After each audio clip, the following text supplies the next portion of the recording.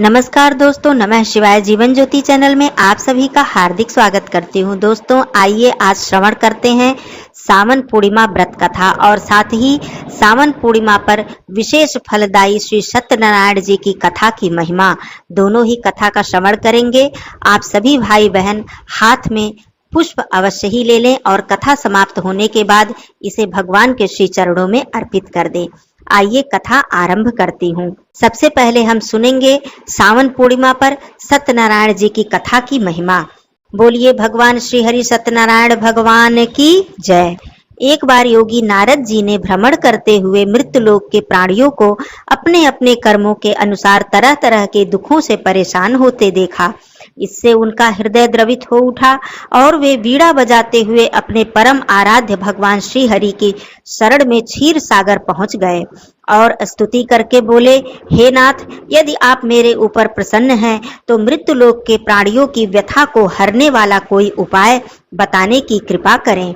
तब भगवान श्री हरि जी ने कहा, हे वत्स, तुमने विश्व कल्याण की भावना से बहुत ही सुंदर प्रश्न किया है। अतः आज मैं तुम्हें ऐसा व्रत बतलाता हूँ जो स्वर्ग में भी दुर्लभ है और महान पुण्य को देने वाला है। यह मोह बंधन को काट देने वाला है। जो भी व्यक्ति श्री सत्यनारायण व्रत का विधि विधान से पालन करता है उसे सांसारिक सुखों को भोग कर परलोक में मोक्ष की प्राप्ति होती है। कथा के अनुसार एक शतानंद नाम का दीन ब्राह्मण था। वह अपने परिवार का पेट भरने के लिए भिक्षा मांगता था। ब्राह्मण ने सत्याचरण व्रत किया और भगवान सत्यनारायण जी की विधि पूर्वक पूजा अर्चना की। इसके बाद ब्राह्मण को सुख की प्राप्ति हुई और वो अंतकाल सत्यपुर में प्रवेश कर गया। ठीक इसी तरह एक काष्ठ विक्रेता भील व राजा उल्मामुख भी निष्ठावान सत्यव्रती थे। ये भी सत्यनारायण जी की विधि पूर्वक पूजा अर्चना करते थे। यह व्रत करने से इन्हें भी अपने दुखों से मुक्ति मिल गई। श्री सत्यनारायण जी की कथा यह बताती है कि व्रत पूजन करने पर प्रत्येक व्यक्ति को समान अधिकार है, चाहे वह निर्धन हो, चाहे धनवान हो, चाहे राजा हो, चाहे व्यवसायी हो, ब्राह्मण हो या अन्य वर्ग का हो, स्त्री हो या पुरुष हो। श्री सत्यनारायण जी की कथा का यह निष्कर्ष निकलता है कि जिस किसी ने सत्य के प्रति श्रद्धा विश्वास किया उसके सब कार्य सिद्ध हो गए। जैसे लकड़हारा गरीब ब्राह्मण उल्मामुख गोपगणों ने सुना कि यह व्रत सुख सौभाग्य संतति संपत्ति सब कुछ देने वाला है तो वो सुनते ही श्रद्धा और भक्ति के साथ प्रेम के साथ सत्य व्रत का आचरण करने में लीन हो गए और फलस्वरूप इहलौकिक सुख को भोग कर परलोक में उन्हें मोक्ष की प्राप्ति हुई। बोलिए सत्यनारायण भगवान की जय। आइए अब पूर्णिमा व्रत की कथा का श्रवण करते हैं।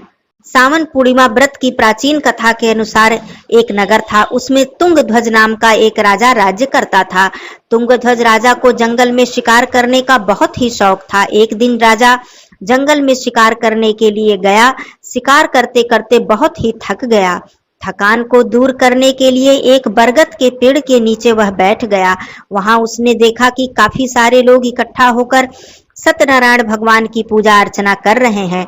राजा को स्वयं पर इतना अभिमान था कि न उसने भगवान जी को प्रणाम किया और न ही वह कथा में गया और न ही प्रसाद लिया।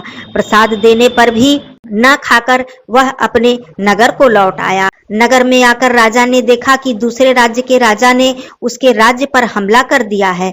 अपने राज्य का ऐसा हाल देखकर राजा तुरंत समझ गया कि उसने सत्यनारायण भगवान जी का निरादर किया है और प्रसाद का अपमान किया है, इसी कारण ऐसा हुआ है। अपनी भूल का आभास होते ही राजा दौड़कर वापस उसी जंगल में बरगद के पेड़ के नीचे गया जहां पर लोग भगवान सत्यनारायण जी की कथा का श्रवण कर रहे थे। वहां पहुंचकर राजा ने स्वयं प्रसाद मांगा और अपनी भूल के लिए क्षमा मांगी। पश्चाताप करते हुए देखकर राजा को भगवान सत्यनारायण जी ने माफ किया, जिसके फल स्वरूप भगवान के आशीर्वाद से उसके राज्य में सब कुछ पहले जैसा हो गया। भगवान सत्यनारायण जी की कृपा से राजा ने लंबे समय तक अपने राज्य को संभाला और स्वर्गलोक को गमन कर गया। मान्यता है कि सावन पूर्णिमा की कथा को पढ़ने से या सुनने से मनोकामनाओं की पूर्ति होती है। कहा जाता है इस कथा का श्रवण करने से व्यक्ति को करोड़ों वाजपेय यज्ञ का फल प्रदान होता है और व्यक्ति इस लोक में सुख को भोग कर परलोक में मोक्ष को प्राप्त होता है। दोस्तों बोलिए सत्यनारायण भगवान की जय, भगवान भोलेनाथ की जय। कथा समाप्त होती है। आप सभी को सावन पूर्णिमा की हार्दिक शुभकामनाएं। फिर मिलती हूँ ऐसी वीडियो में, तब तक के लिए धन्यवाद। नमः शिवाय, हर हर महादेव।